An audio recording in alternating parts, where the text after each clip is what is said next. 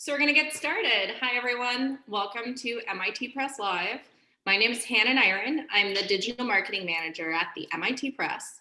And today we have a very special guest, Miss Dr. Katherine D. Sullivan, author of Handprints on Hubble.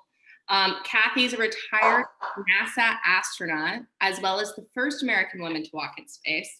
And as of this past summer, also the first woman to reach the deepest known point in the ocean, the Challenger Deep. Kathy, thank you so much for joining us today. Pleasure to be with you, Hannah.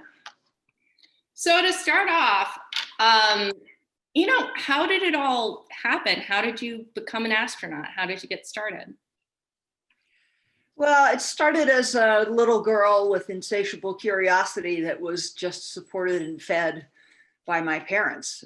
They were the type that whatever I was interested in, whether it was sort of something classically girlish, like stuffed animals with imaginary lives, or very non-classically girlish, like how to throw a baseball really well, that was, well, let's help you explore that. So I always had very wide-ranging interests. Maps were one of the first sort of cornerstone things that became apparent in my interest. They were multiple stories in one piece of paper to me. And I remember, stealing every map that came in the National Geographic each month. And they all ended up living under my bed, I think, in my bedroom. So I just became incredibly curious about geography and mesmerized by the adventurous lives that I saw the early astronauts and early aquanauts like Jacques Cousteau having, and sort of hungered for that kind of, how do people get that kind of life? It's important that the way I thought of it was, how come some people get that kind of life? It was not, why do men get that and can I have that as a woman? It was, some people's lives are like this and I want mine to be like that. So that drove my curiosity and my approach to studies in school, especially starting around middle school, where I focused on learning languages, figuring that surely that would be one way to transform that into a life of travel and adventure. At college, I was required, since I thought I was going to major in foreign languages and linguistics, I was required to take 3 natural science courses. Lost every argument that I mounted to try to get out of that requirement. And thank heavens, because those 3 requirements are what led me to discover the earth sciences and oceanography. And here was suddenly a life of inquisitiveness, entirely devoted to the entire planet and how it works in different ways, what things are where, what cultures are where, how the geology works, how the ocean works. And my goodness, these geologists and oceanographers, people bought them airline tickets to go all over the world and study these phenomena and these features up close. So I changed my major and went into that field. And that's what put me on a path of skill building and familiarity with planning and carrying out complex expeditions, high up in remote mountains or far out at sea. And those were the analog experiences that certainly gave me the confidence that I had done some things like the shuttle missions that NASA had in mind. And I suspect it's what gave NASA some confidence, looking at me as a freshly minted graduate student, freshly minted PhD, that I had done some similar things before, and they thought I could scale up to the speeds of spaceflight. So that's how it happened.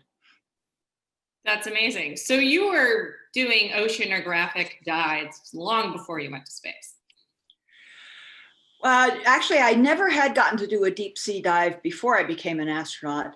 But in 1986 and in 1996, so just after I left government, I got to do a deep dive in each of those years. I think we went to 6,000 feet on the flanks of the Bermuda Seamount on the 1986 expedition. And I got down to about 8,700 feet on the volcanic ridges of the Pacific Ocean in the 1996 dive. So I'm one of those, I got all the data, I've looked at all the images. I want to see this. I want to be there in the place.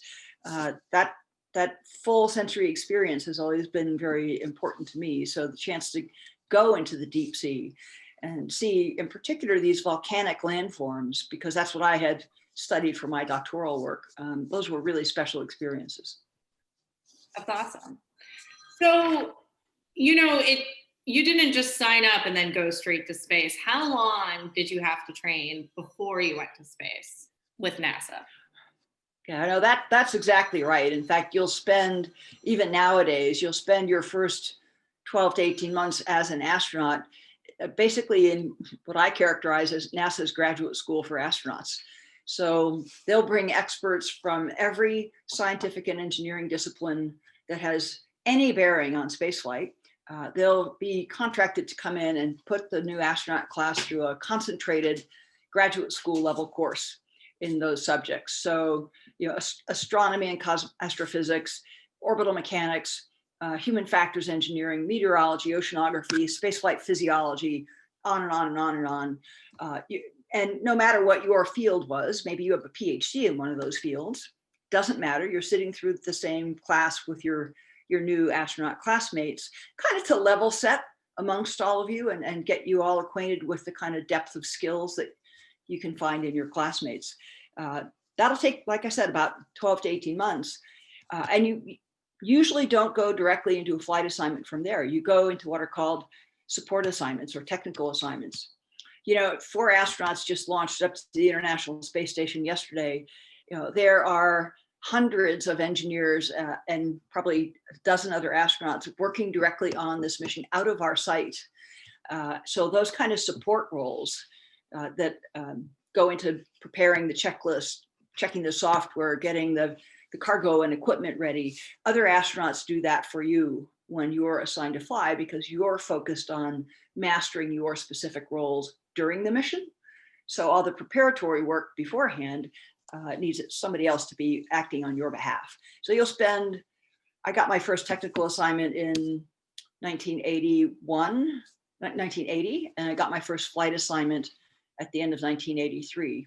And for some astronauts nowadays with the kind of slow flight rate of space station, you might do technical assignments and development assignments for maybe 5 years before you get a flight assignment. It's pretty fun work. I mean, it's not the icing on the cake part of the job that you're really looking forward to, but it's all pretty fascinating, fun work. You don't try to become an astronaut if you're doing it just for the days you'll spend in orbit, because you will spend 99% of your time on the Earth doing really pretty cool stuff.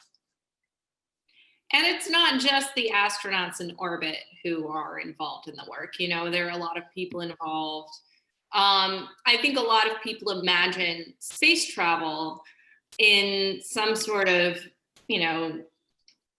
magical one person travels to space alone. They imagine Buzz Aldrin with the flag on the moon. But what is it really like? Are there other people involved? How does everyone work together? And, how do all these people work together to make it happen? Yeah, if you see an astronaut, in a spacesuit on a spacewalk or standing next to the flag on the moon, like you said, or the 4 folks sitting in the Dragon capsule yesterday, you're looking at the teeny tiny tip of a very large pyramid. And it absolutely numbers hundreds, if not 1,000 plus people. On my shuttle flights, for example, I'll just take one of them. We had the Hubble Space Telescope in the cargo bay.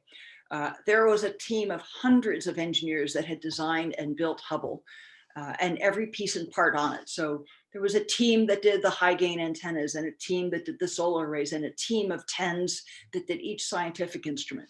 There was a team of a dozen that created all the tools that we might need to repair or work around one of the devices that might fail while we were deploying it. Then there's a team for every one of the systems on the space shuttle: the electrical system, the life support system, the propulsion, the robotic arm that's going to lift it up, the spacesuits that Bruce McCandless and I were going to wear.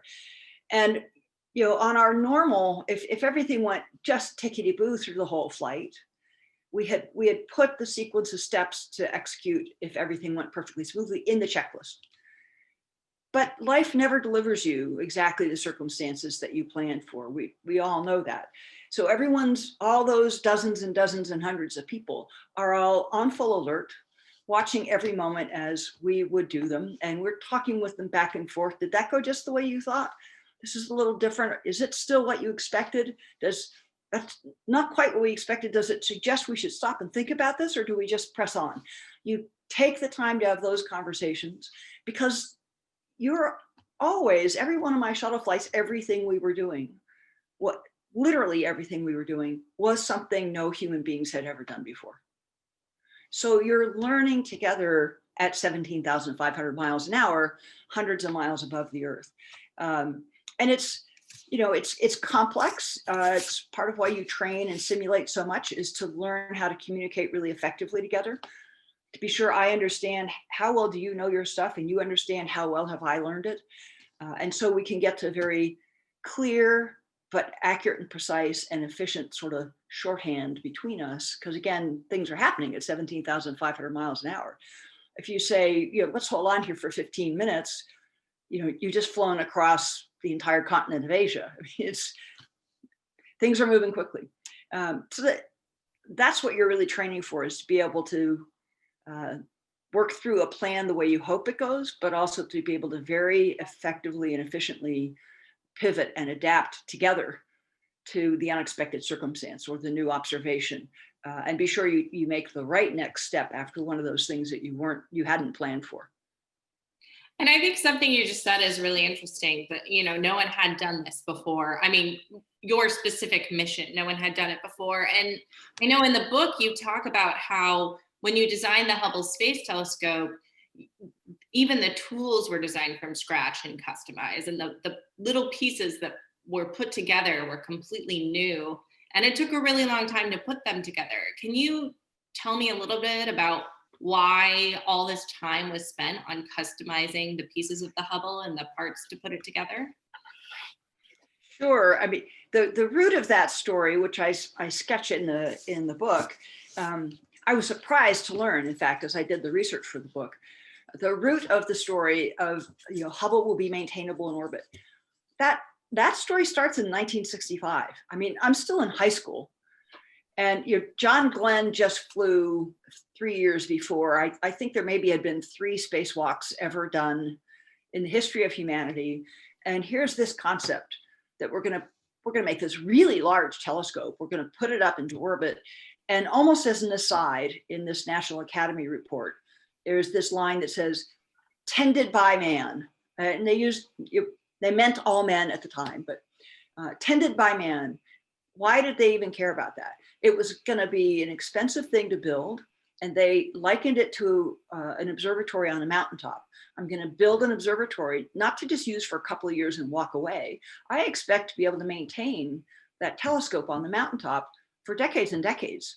So, I can upgrade the instruments and keep really doing the cutting edge science. I can bring new investigators in and shift from studying ultraviolet to something else.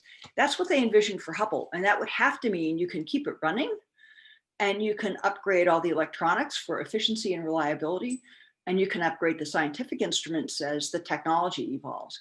So the idea is there in 1965. It takes about 20 years to get to where the telescope actually exists and is built. And much of that time is convincing NASA and the Congress to step all the way in and give this thing a green light. Bruce McCandless and I are assigned to the Hubble flight in 1985. This is the flight that's going to put it into orbit for the first time. And we arrive on scene and look at this promise that's been made back to 1965. Yeah, no problem. We'll fix it. We'll upgrade the equipment. Yeah. We said, okay, and where are the tools to do that? And the answer essentially was, we've been too busy doing other things to really focus on the tools. Maybe we should start now. So that's kind of really what happened.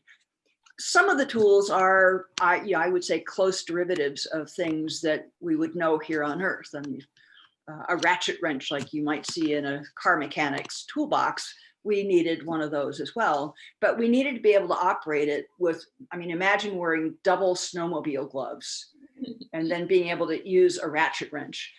You can't close your hand around the skinny little ratchet wrench you might buy at a hardware store. So we need to make a fatter handle.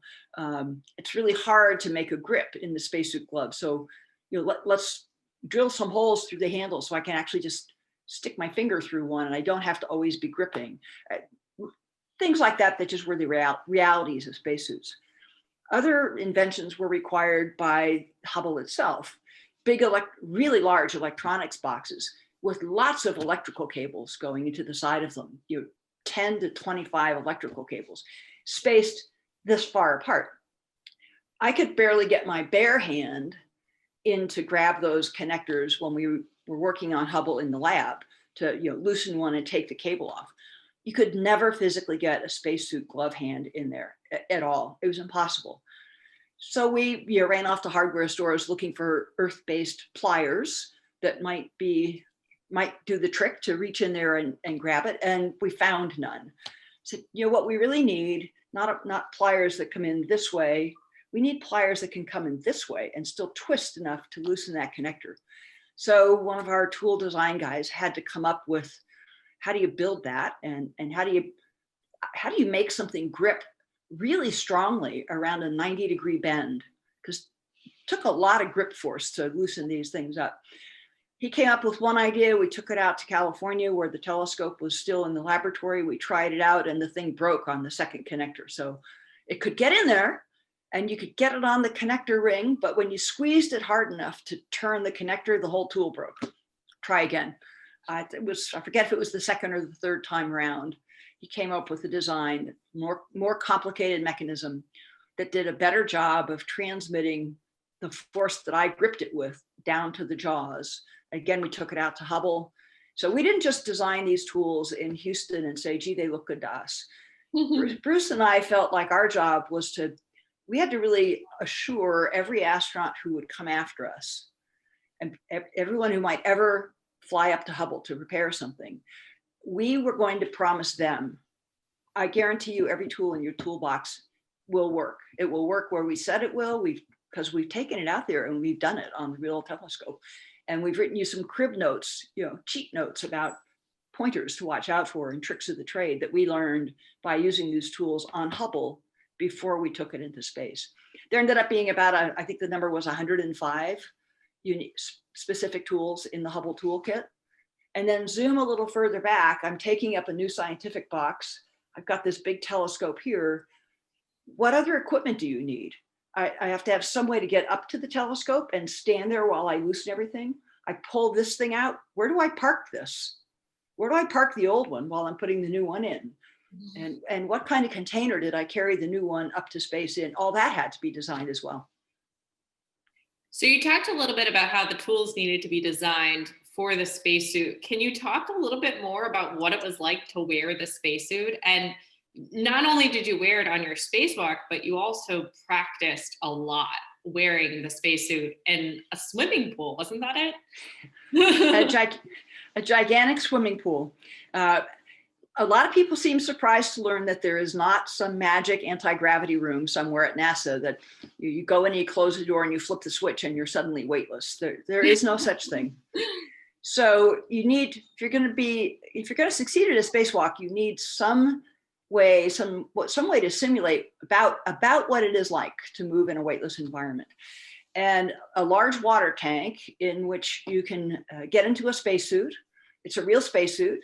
It's been taken out of the inventory that will ever fly in space, and it's put specifically in a training inventory just for use in the pool.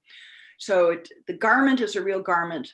All the electronics are removed, and shapes are put in. So you've got the same shape in front of you that your computer unit will be, but it's not a real computer when you're practicing in the water, and similarly with your backpack. So you are now as bulky as you will be in your spacesuit. And you get submerged in this water tank. Your spacesuit basically means you're sealed in a bubble. So if you just get in the suit and plop in the water, you're just gonna float on the top. You're in a big bubble. So you carefully you add weight to the suit so that you can go underwater. And if someone let you go underwater, you would stay right there. You wouldn't pop to the surface like a bubble. You wouldn't sink to the bottom like a shipwreck. And you also wouldn't tip or tilt. And that's effectively being weightless. So full-size models of the Hubble and the shuttle cargo bay are immersed in this big tank with all the handholds and tether lines and everything that you'll have in the real world. And that lets you basically learn how to move in the suit, learn how to maneuver your body, and then progressively get very detailed about, on the Hubble flight, if Bruce and I need to go out and do a spacewalk, I'm going down this side of the shuttle, he's going down that side, I'm carrying these tools, he's carrying those tools. Really sort out all of that detailed choreography and get very efficient at it. Spacesuits are time limited things. You can't go into overtime on a spacewalk. You have to get the work done within the time that your oxygen and your battery allow. And on our Hubble flight, since we were putting the telescope into orbit for the first time, we had to deal with another clock, which was the clock that started when we unplugged the telescope from the space shuttle and ran until the time that both of the telescope's solar arrays were completely open and recharging the battery. And that also you could not go into overtime on. I think it was on the order of 6 hours, but you were not going to know until kind of late in the game if the solar arrays were misbehaving. So you have to be very efficient at getting out and doing that work when you've got your spacesuit clock and, in our case, the Hubble clock, both running. Wow, that's crazy. What if something goes wrong and you can't get back on time? Well, if you keep working until your suit starts to run out, if it starts to run out of power, your computer system's just going to go blank. We've got pre-agreed, they're called flight rules. If that began to happen, just say to me, I'd go back to the airlock and hook an umbilical up to my suit and recharge it a bit. You always do spacewalks like you do scuba dives or mountaineering. You do it with a buddy so that one can help the other if need be. If we ran up against the Hubble time clock, the worry there was if Hubble's onboard batteries drained all the way down. There was a point at which the engineers worried they would not be recoverable. And so you had to get the solar arrays delivering electricity to the batteries before you hit that fall off point. Now, did they know that fall off point precisely? Might it have been a little sooner than they reckoned or a little longer? Yeah, they calculated it as best they could based on test data. None of us wanted to explore whether, hey, we've reached your time. Are you sure we don't have 10 more minutes? None of us wanted to be doing that. Not the time to test it when you're out in space. with a real multi-billion-dollar spaceship, you don't want to test that. Yeah. That's crazy to think about. And you can't just drop a tool, right? Like, what would happen if you just dropped a tool or you didn't have a backup plan? Yeah, so in space, if you let go of a tool, if you really let go very cleanly, it will just stay right there. But if you sort of let go, yeah, it's weightless. It's going to stay right where you put it. If you were a little clumsy or abrupt as you let it go, your hand probably bumped it a bit, and now it would be drifting away from you, unless you had it tethered to your suit somewhere. And of course, again, like mountaineering, tether protocol is a really big thing on spacewalks. You should always be tethered to the spacecraft, and every tool should always be tethered. So no fair reaching into the toolbox and grabbing a tool in your bare hand and then hooking on the tether. Hook on a tether, move the tool to where you want it, unhook the tether. And that the repetitiousness of doing that with hundreds of tools drove another innovation that I talk about in the book, which is instead of a big clumsy hook that you had to use your whole hand to squeeze over and over again, because you'll end up doing that 1,000 times during a spacewalk. Instead of that, how about a simple tool? It's almost like our computer interfaces now. You can point at the tool you want with a physical pin, and that pin grabs the tool. And when you put the tool where you want it to be, it's easy to pull the pin out. So I need that tool, and I need that tool, and I need that tool, instead of all of this endlessly. Your hands and forearms are the first thing that will wear out on a spacewalk. Seriously, because this is how you're maneuvering. This is grabbing every tool. This is putting your body into position. This is hooking up your tether. And a 6 or 7 hour spacewalk, you will do that hundreds of times. And just closing the glove, forget putting some force on something, just closing the glove takes about twice as much muscle strength as doing it with your bare hand here on Earth. Did you have to do a lot of hand exercises beforehand, like those squeeze weights? Yeah, We did not have a very organized exercise program when I was preparing for my spacewalk. I think most of us doing spacewalks in that era were smart enough to do that, but it was not a real organized protocol. Wow. I mean, I get tired just from typing all day. It's Yeah. 8 hours of doing that in space would take up a lot of strength. So, these are some of the things you talk about in your book, but I'm kind of interested it would be great if you could read an excerpt from your book today, so that people can see just how fun it is to read. Yeah, I would be glad to do that. I wanted to tell the story. I wrote the book to tell the story of the engineers, the cleverness and inventiveness of these engineers that conceived of making Hubble maintainable and really led the charge on developing all these tools. For anyone who saw the Hidden Figures movie about the computers, the female computers in the Mercury timeframe, these engineers are the hidden figures in the Hubble story. They are why it has succeeded. And the whole chapter of the story in which they did their work, I could never find anywhere that it had been written. You sort of never see any of their names or who were they or where did they get the experience and the motivation to end up working on a space telescope. So that's what moved me to write the book. But I didn't want to write it as a really techie book. My hope was to give you the feeling that you were perched on my shoulder as I lived this story and, feeling the fun times and also the tough times and the hard times. So one of my favorite stories is on the day of my first launch into space in October 1984. This was the first time a shuttle was going to launch with 7 crew members living and working just in the shuttle cabin. There are a couple other notable firsts. It was the first crew with 2 women aboard, Kathy Sullivan and Sally Ride. For a while, we thought Sally would be the first woman to fly twice. But of course, the Soviets flew Svetlana Savitskaya on a second flight just a few months before, in July of 1984, just a few months before our flight. And I was named to do a spacewalk. And for a short while, people were excited that I would be the first woman to do a spacewalk. But of course, Svetlana did a spacewalk on her July flight. But at any rate, it's now launch day.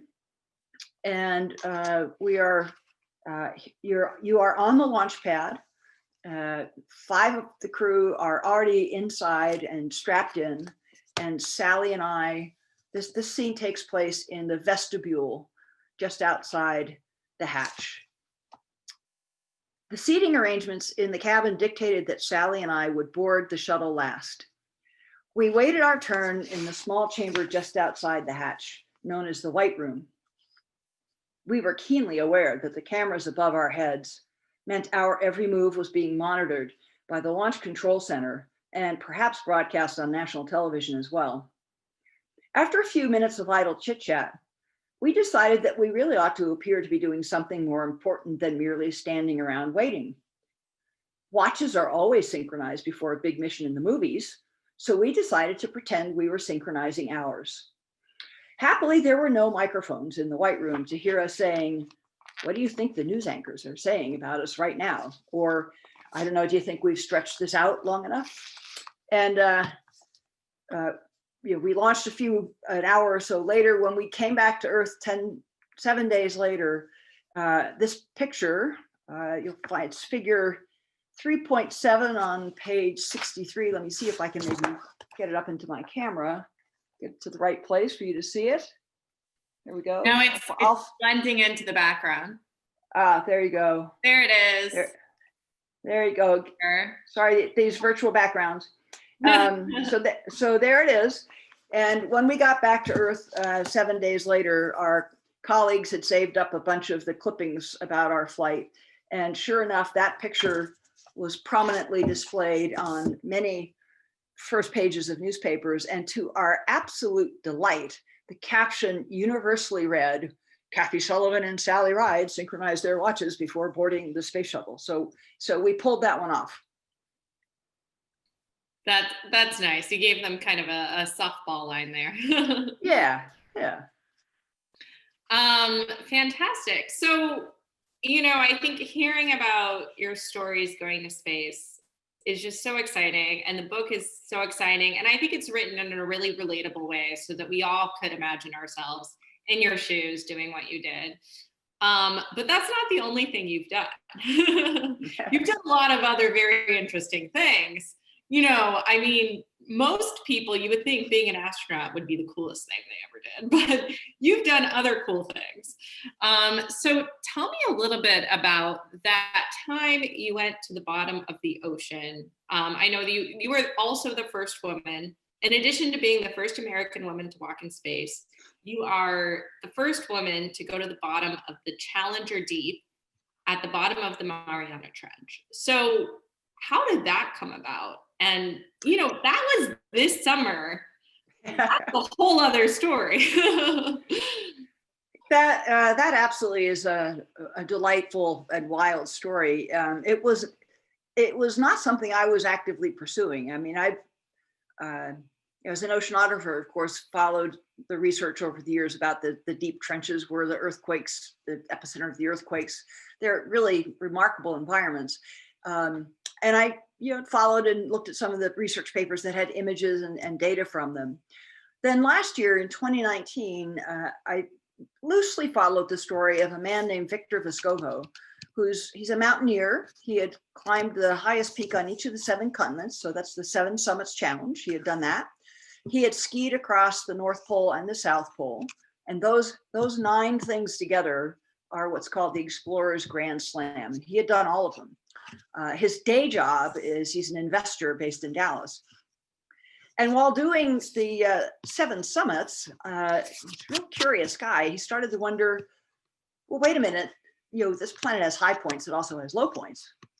So there's a 7 summits challenge. How come there's not how many would it be? Oh, 5. How come there's not a 5 deeps challenge? I discovered 2 reasons. One is, well, actually no one knew precisely where many of those deepest points were.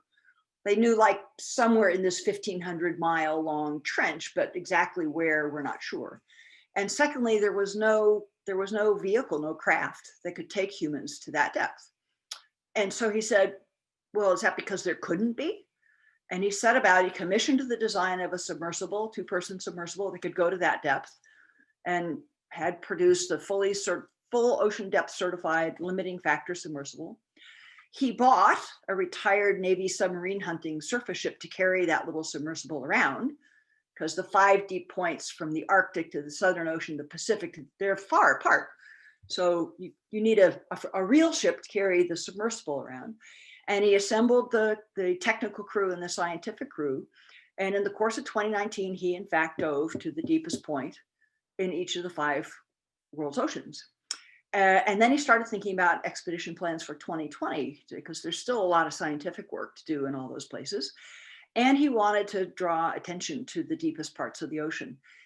For that second point, he thought the way to do that would be take notable people to some of these fascinating places. So when the ship was in the Mediterranean in the early part of this year, January, he took His Serene Highness, Prince Albert of Monaco, to the deepest point in the Mediterranean.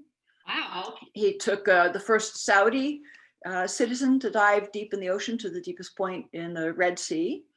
And he had decided, actually around this time last year, he had decided that what he wanted to do at the Challenger Deep was take a credentialed, proper, interesting woman to the bottom of the Challenger Deep with him. And what he told me was, he just started asking around in the marine and oceanographic communities that he now had a lot of contacts in. If I were going to do that, who should I consider taking? And my name kept coming up. I think he was intrigued at the astronaut aquanaut thing. I am an oceanographer. I did deep sea geology. He could find plenty of people to attest to the fact that I'm a good shipmate. And so right around this time last year, completely out of the blue, I got an email from him inviting me to go along. And as COVID hit, and starting in the early part of the year, we all wondered, if it would be possible, if the pandemic would throw everything completely up in the air. But his operations team managed to solve all the technical problems of logistics and getting the ship into ports to get it supplied.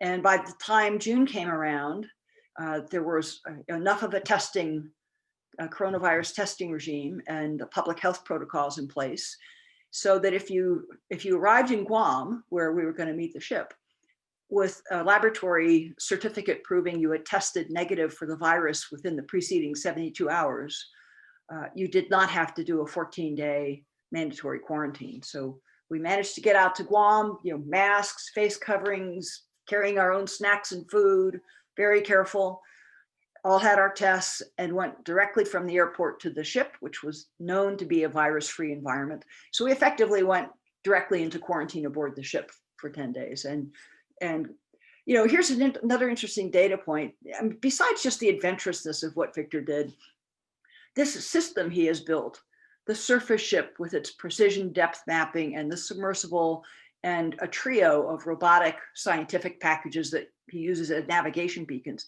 that whole system now makes possible exploring these deep places in an extraordinary way. And let me try to illustrate how extraordinary. The first time human beings ever got to the bottom of the Challenger Deep was 1960. 2 guys in one vehicle, I think they were on the bottom for about 12 minutes. And that submersible, the Trieste, was partly damaged in the dive and never dove that deep ever again. The next time that someone went to the bottom of the Marianas Trench was one person in 2012, James Cameron, producer James Cameron, and his submersible was also so badly damaged, it never ever dove again. So from the first dive to the second dive was 52 years. Wow. We went out to sea for 10 days in the beginning of June of this year. And in the span of 7 days, sent 2 people to the bottom of the trench 3 times. The ship came back to port, swapped some equipment and people, went back out to sea 3 days later, and did it again, 3 dives in 7 days. That's like barely being able to launch a rocket to the scale of fly to the moon every week if you want to. It's that extraordinary a change of scale in the capacity to access the deep sea. And that was one of the reasons I was really curious to go out with Victor, is just to really take stock of this exploration system.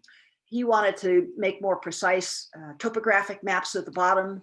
I was able to bring some instrumentation and some NOAA expertise to play to help refine those depth measurements. And because of the pandemic, there's much less shipping noise in the ocean right now. So I was also able to get a hydrophone, an underwater microphone, and the only one that can operate at the very bottom, deepest point of the ocean. And so we were able to get some acoustic data about the background noise of the ocean when there's not so many of us cruising around in cargo ships. Wow, that's so cool. So there are 5 people who have done this?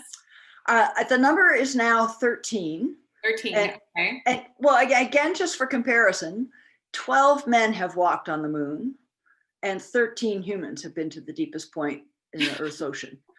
I mean, wouldn't you think our own watery backyard might be a little better explored than that? And how many of the 13 people do you know personally?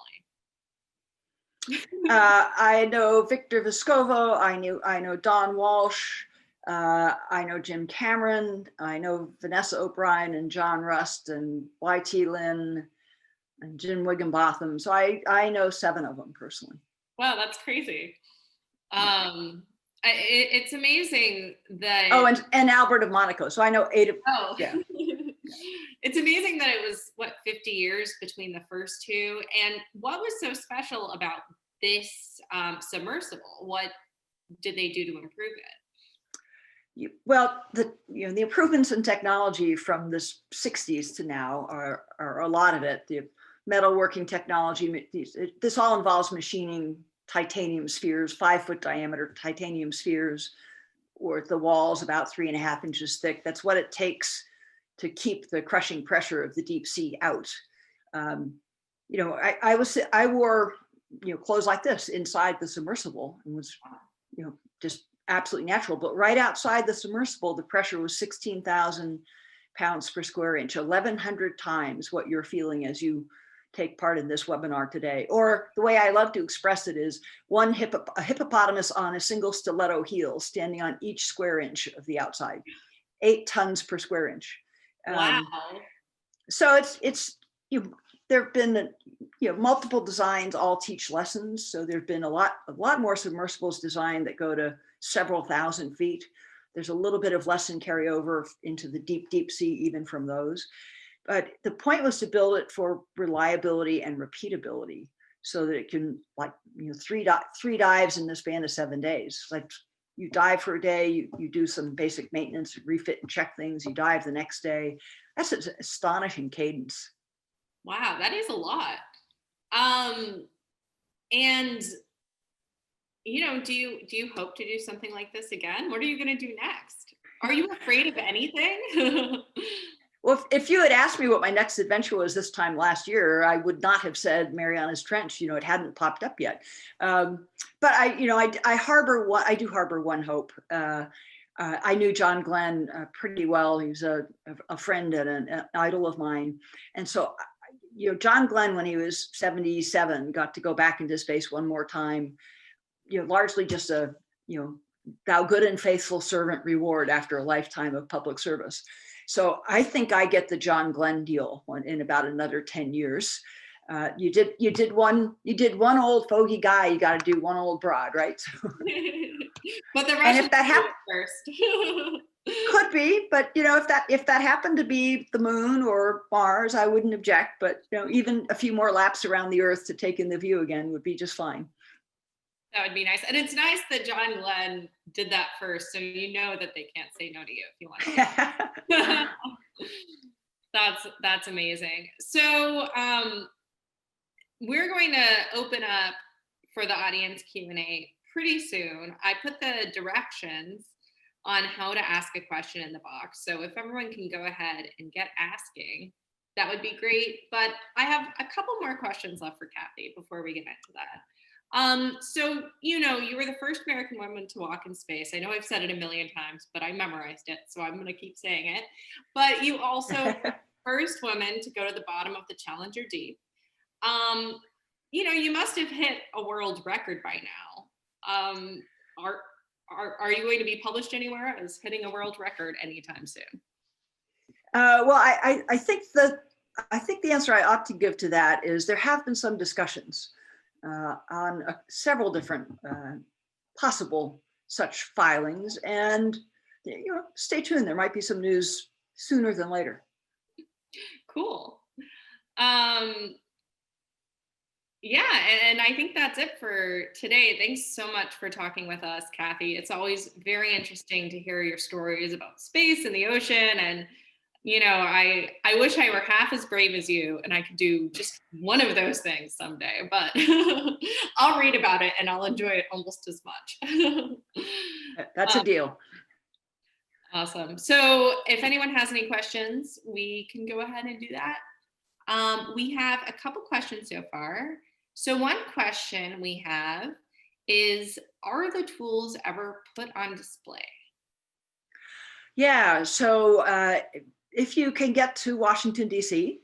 and to the National Air and Space Museum, the one that's on the National Capitol Mall, they have several things that are relevant to this. Number one, they have a full-size Hubble Space Telescope. It's what's called the structural model. So it's got the same structure as Hubble, so you could put it on a shake table. It's the one you shake to death on a shake table, and you get it really hot and cold, and you check that everything will hang together. So it's the model you use to prove that you've done your basic engineering well. But it's full size, it's faithful, it's detailed, and it'll give you a sense of how large Hubble is, and you can see the kind of handrails that were put on for spacewalkers to maneuver around. Next to that, at least this is how it was displayed the last time I was there. The Air and Space Museum is undergoing considerable renovation, so you may have to track things down a bit when they reopen everything. But next to that was also the wide field planetary camera, the first big star camera that was on the original Hubble. That was replaced, I think, on the first servicing mission in 1993. And so they've got that large, it's like a baby grand piano size scientific instrument. Give you a sense of, when I say you could upgrade instruments, we're not talking pull a SIM card out of your phone. We're talking move a baby grand piano, in zero gravity. And yet they have usually had several of the tools that were created to do the servicing on display in that same area. So keep an eye on that. I'm sure you'll be able to track Hubble down on the Air and Space Museum websites as they finish up the renovations and reopen all the different galleries. I haven't been to the Air and Space Museum in probably 10 years, but I must have seen something when I was there. I just didn't know you yet, so it wasn't personally significant. Okay, here's another question. What are you reading now? Oh goodness, I just finished reading a biography about James A. Baker III called The Man Who Ran Washington. And I've got, I'm gonna forget the title at the moment, but I'm hoping to do an expedition along the Columbia River, the Oregon-Washington border late next year. And so I've got Ivan Doig's Winter Brothers, which is about travels through the Pacific Northwest. And the book whose title I'm forgetting is something like The Soul of the Rain, which again is about the landscapes and the histories of the Pacific Northwest and the role that rainfall plays in establishing the rainforests and the rain shadow and the wineries and the history of the Columbia River from being the grand unfettered waterway it was to the dammed and managed waterway that it is now, but always the lifeblood of that region. And you know what? It's funny that comes up because I think both times that I've met you in person, you've brought up different book recommendations of space books. And I think it was completely by coincidence each time. But, both fiction and nonfiction, what books do you think are the best representations of what space travel is actually like? Oh, I think the mixture is important. I have this debate frequently with a really dear friend of mine.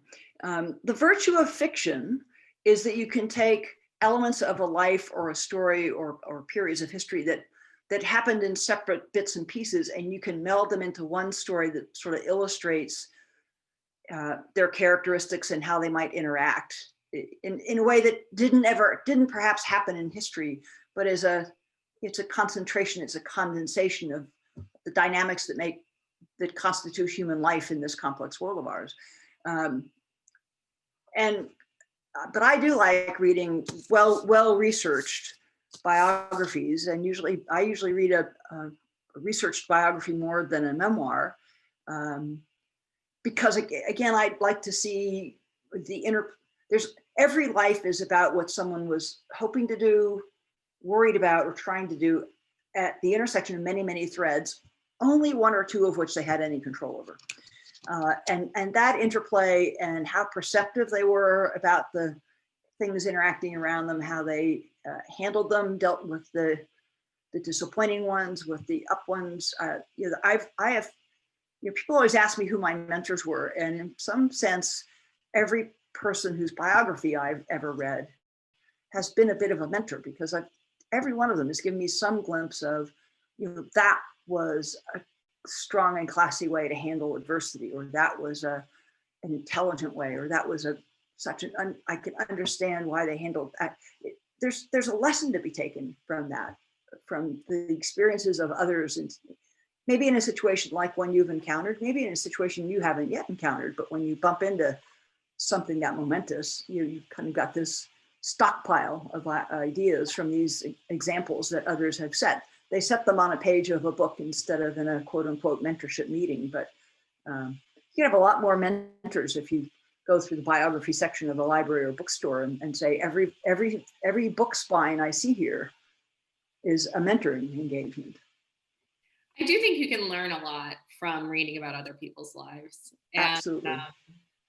You can prepare yourself for unexpected situations by having a catalog of what other people have done. Yeah. So we have a couple more questions. Okay. How quickly did you adjust to weightlessness? Did you have any problems? Did you feel euphoric? Please tell us more about the experience. Yeah, I think your first moments in weightlessness and your first moments looking out the window and seeing the earth will blow you away. I'm on the lucky half of the population. About half of the folks who go into orbit for their first time have somewhat more of a nausea reaction. I was the other half. I mean, literally within seconds of our main engines cutting off on my first flight, and pencils, or you let go of your pencil just to laugh at it drifting around in front of your face. And really the thought flashed through my mind, oh, this is way too much fun to get sick over. I mean, it was that instantaneous. Now, having said that, fluids do shift in your body. If you see people in orbit, especially the first day or so, they look puffy faced, like you might if you got a stuffy head cold. Your body is readjusting where it's storing fluids. The shape and volume of your heart changes because gravity is not pulling so much of the blood into the veins and arteries of your lower body. It kind of re-equilibrates up into your thoracic area. And I did feel that the docs were trying to figure out what triggers the nausea in some people and trying to come up with a way to combat it. And one of their theories was that your GI tract, your gastrointestinal tract, maybe slows down or stops it with the disturbance of hitting weightlessness. And until it starts again, if you keep taking in fluid or food, this is the eating too much on Thanksgiving reaction. If your gut can't process fast enough, you really don't feel very well if you keep shoveling things in. So they wanted to pay attention to whether our bodies were responding that way. And I do remember being very aware that my GI tract had stopped. It was fine, but it was just, it's like being slightly aware of my tummy, like I not usually am.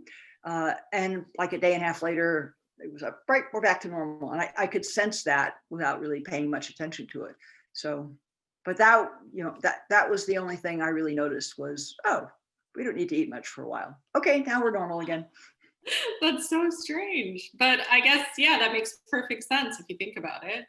Well, if you think even very long flights, airline flights, if you're doing transcontinental or, Asia to Europe, long flights like that, you've experienced that part of what gets you out, part of what is jet lag is that your intestinal system is readjusting and has not gotten back in sync yet. Oh yeah, I've experienced that many times. Yeah. So someone else asked, with your hours of experience in the EVA suit, how do you deal with not being able to touch your face, rub your eyes, your nose? I don't think I could do it. I've touched my hair a few times during this call, and I can't not blow my nose for 30 minutes. So how did you do it? Yeah, well, I can tell you both in practice sessions and in the real world, every single time that fishbowl came down over my head, that part of my cheek itched. Every single time. And you just needed to, focus on something else until you quit noticing the itch, because like you said, you are not going to scratch it. The other thing I was always amused by, I never did it during the spacewalk, but in some early training times, you'd find yourself doing it because it's just such an ingrained habit here on Earth. If we've got 2 or 3 things we're doing with our hands, moving something around, and without even thinking about it, you stick your pencil in your mouth, and I guarantee you once or twice, at least during training, you'll have a clutter of things and you'll bring your hand up like you're going to stick that in your mouth and it'll bounce off your helmet. It's just such an instinctive response. You go, oh, that's right. I don't have that option. Yeah. Oh, that I would do that a lot. I don't know. I can imagine just snot coming out of my nose and never being able to clean it up. Well, there's you can the helmet ring where your helmet joins the suit. You can squinch around and you can rub your nose on that. And some people like to put a small foam block, adhesively mounted in there. So you had something a little soft, but you could, if your nose really scratched, you could move your head around and get to that thing. I didn't find I needed that, but that's creative. All right, so we have personalization options. Yeah, just the many ways that people personalize their suits and their tools, I always surprise me. What do you think are the biggest challenges that will be faced by the team trying to put a human being on Mars? National will. National well. Good answer. The biggest one is national will and sufficiently strong will to persist in overcoming the technical challenges. The technical challenges, will be several. The radiation environment of deep space is still somewhat poorly known, and how to protect or shield human crews from that is an open issue. How much exposure to deem is acceptable? If the Western United States would never be settled if the settlers loading up their Conestoga wagons had been subject to the level of assurance that we now expect NASA to provide for space missions. What's the acceptable exposure and risk level for crews that take on those first missions? Right now, the kind of flight plan and geometry that you would use means it's basically an 18-month expedition to get to Mars and get back. So, life support, you probably can't store and carry with you enough food and, fresh water, oxygen. So how do you do that? How do you keep that crew alive through that whole time frame? What can be regenerated? What can be recycled? What can be, what uniquely energetically efficient foodstuffs could you come up with that are still palatable enough and nutritious enough that the crew will actually eat them? Some people are pretty finicky eaters. They're going to have to get over that before they move to Mars. They're not going to be on that crew.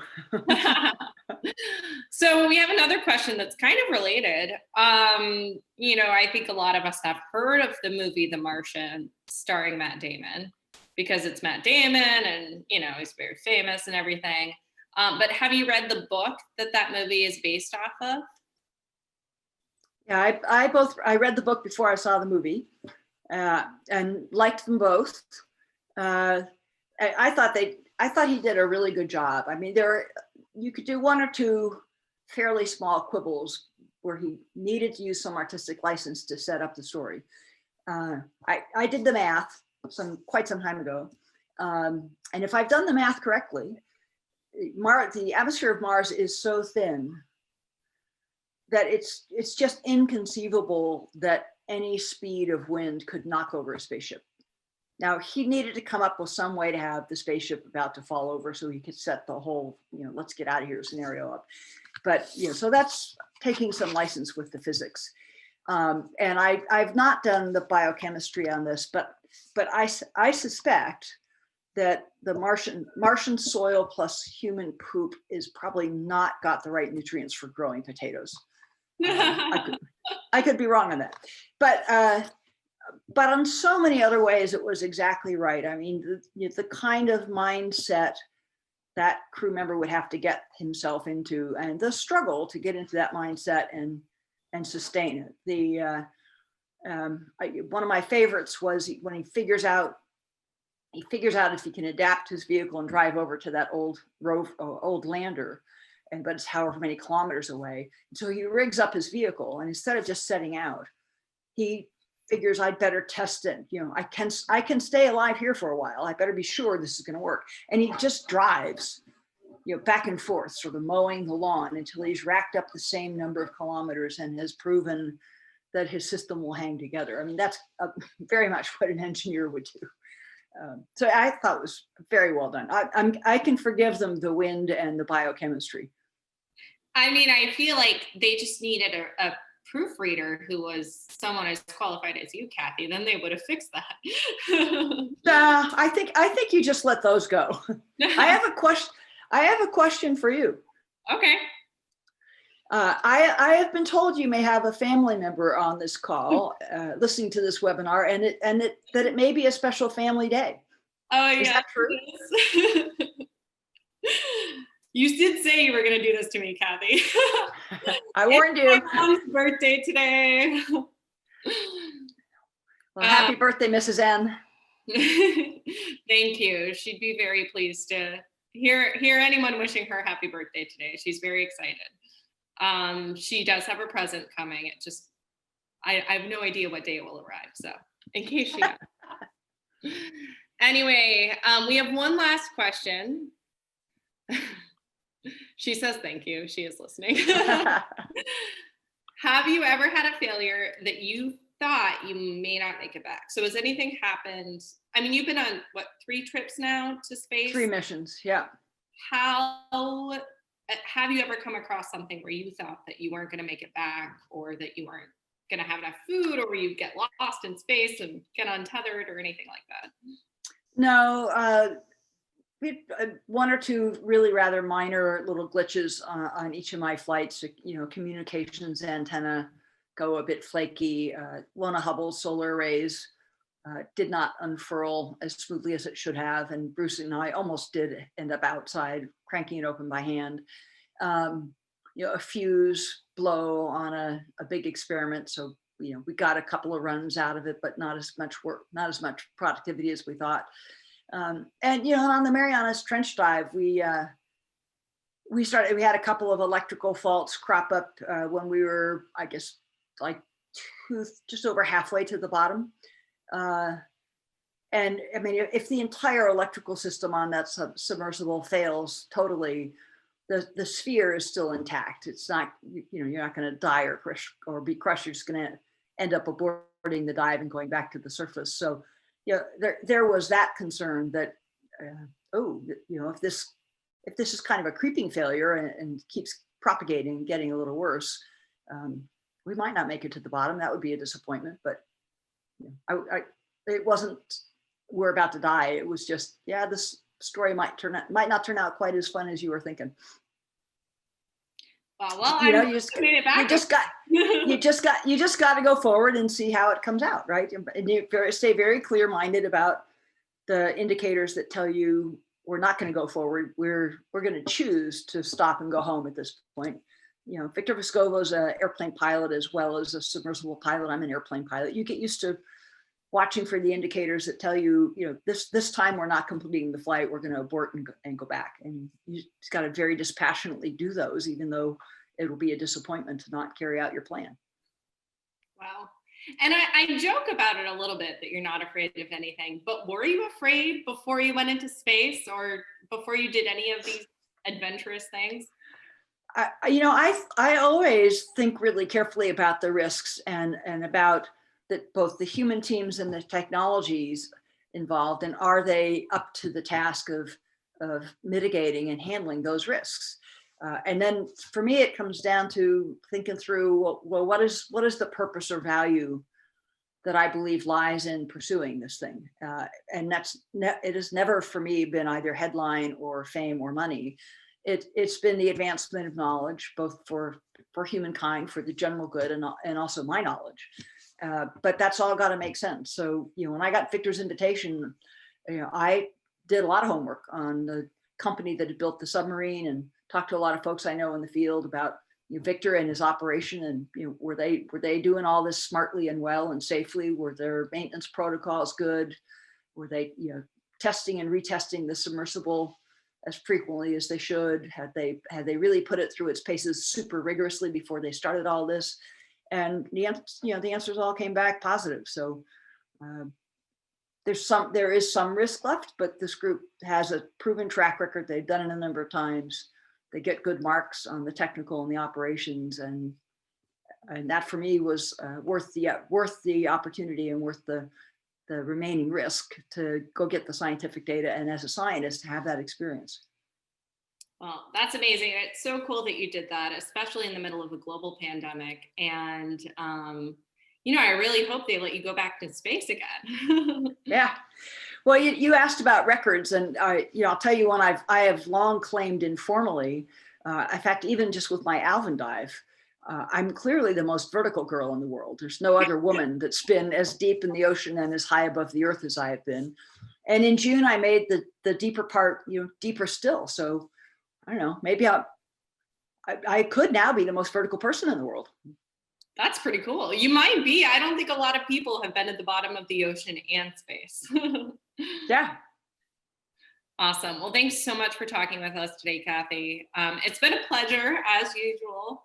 And we will have a video of our talk up next week sometime. And we also have another talk next week, and you can find details on our website. But if you want to look for the book or anything else on our website, maybe even some news about Kathy, you can always go right here. I'll share the link in the chat.